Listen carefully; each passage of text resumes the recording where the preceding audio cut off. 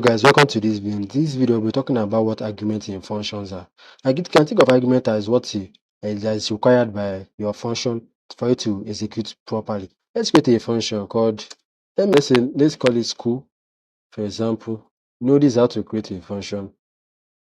This is the name of the function. This signifier I'm going to create a function. I must end with open and close bracket, and this signifier that is going to be a block of code. Let's say school. In school, we have for table, for example, let's say we have 7 pieces.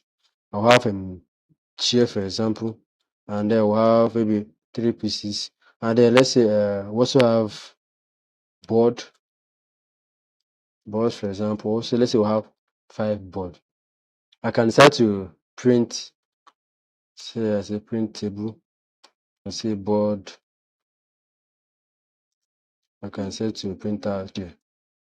So I'll run this function. I know how to run you will know how to run function, but I talked about it in my previous video.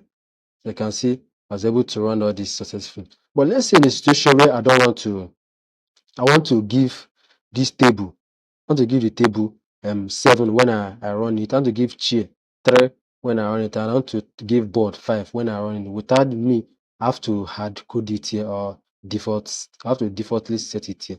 How can I do that? I can give it the variable name here inside this space here, and then when I run the script, then I'll put it. Let's see how that is done. Let's say I move this table here. Let's say I move this chair here. I move this board over here. Let me remove this. What is actually happening here? So when I run this function, I have to make sure to give it all the values that is here. So the first one is the table. I can spell the table. What I want to give the table. Let's say I give it 7. What I want to give the board. I can give the board 60. Let's what I want to give the chair, for example. I can give the chair 100.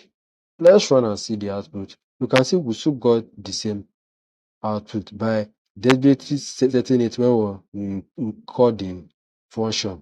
So this is one of the characteristics of function. All the time I don't need to manually set it beneath it. We can just give it the variable name, and then when you call the function, you give it the value with the variable name. Let's say in situation I don't want to, because writing this table again can be a little bit stressful, but she can be a little bit stressful.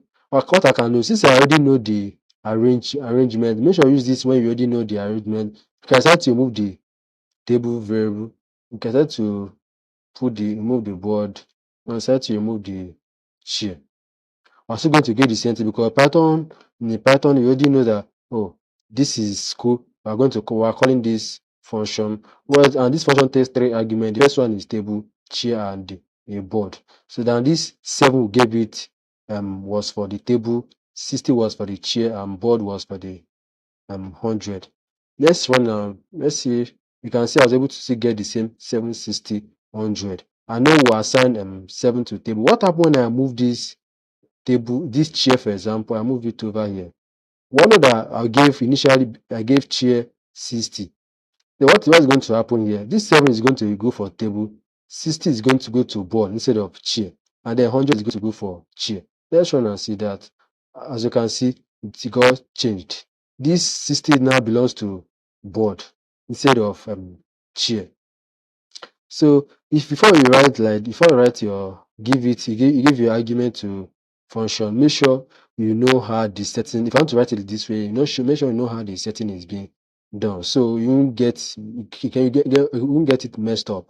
So the best way is to let it be in this way. That's just the best way. So you know what you are doing. No matter how I move this chair, for example, no matter anywhere I move it, for now, it's still going to be 100.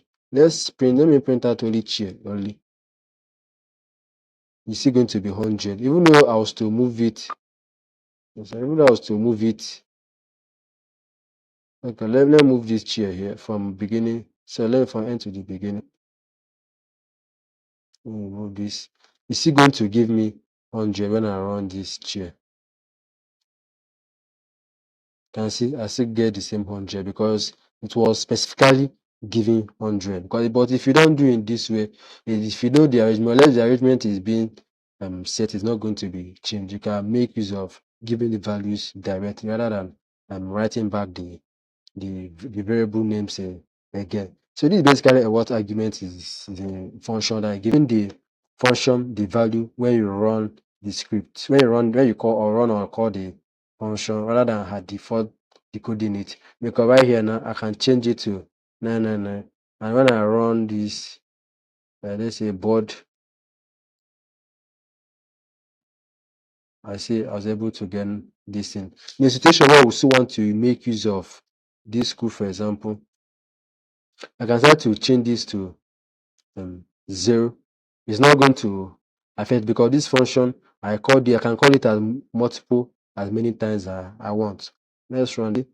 Here initially board was 0. When I called it, I gave it board to be 9960, and then I called the second one to be 0. Let me make sure that's one advantage of function. You can call function as multiple as many times you want. It's not going to affect it. Just like calling somebody's name as many times as you want. It's not going to affect the person personality or the person way of behaving. So that's just basically what I'm calling. That's just basically what function has advantage over writing it in that's basically one advantage of functions in any programming language. It makes things easier. Rather than me coming to write this in again, I can just call the function as many times as I want. And if I'm writing my script, for example, so I'm writing something, for example, I can call the function as multiple times as I want. So this will be the end for this video. If you enjoyed the video, please don't forget to subscribe. So I'll see you in my next video. Thank you for watching.